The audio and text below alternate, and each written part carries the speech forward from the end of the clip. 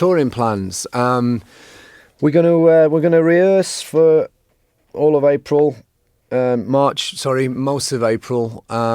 We're gonna do a European tour. We're actually going back into the clubs. We're gonna do clubs in Europe for about 3 weeks, just to get ourselves back into it. We haven't toured for a long time, and we just thought it'd be a really neat thing to do, rather than go straight back out in front of 20,000 people. That's if they're still out there. Hopefully they are.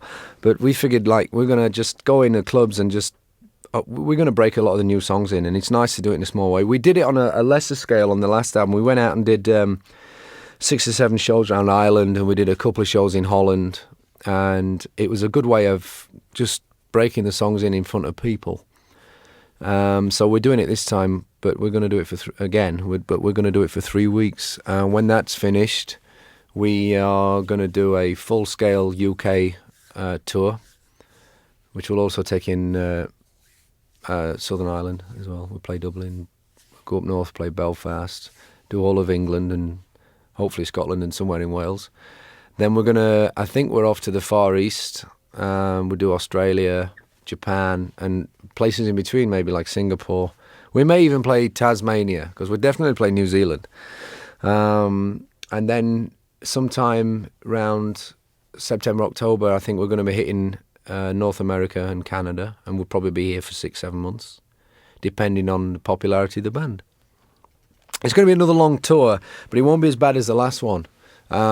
We can break it up a lot better this time. We can do 8 weeks, and then we can take a month off, and then we can do another 8 weeks. So we did on the last tour, we had to do a lot of spade work, which hopefully we won't have to do on this tour. We had to do 5 months tour in America, basically just to get ourselves back to zero. This time, hopefully, we can come in at the same level, which means we'll get away with just doing 5 or 6 months instead. We did 9 months altogether in America on the last tour. Hopefully, we'll get away with maybe 5 or 6 this time.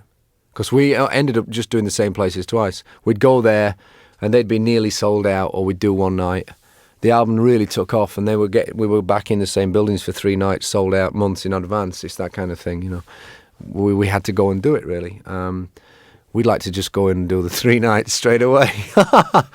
But we have to wait and see, you know. We never take anything for granted, never will. And you're as big as your last album, which is why that we don't take the old 70s approach of you could put out 45 minutes worth of goose farts, as Peter Mensch likes to say, and people would buy it. That's not our style. You know, we want to go out there and make this thing. It's a piece of artwork.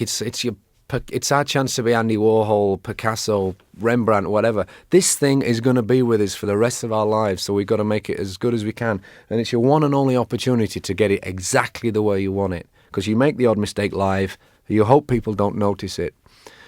Or if you do make a mistake, do it twice and think they did it on purpose.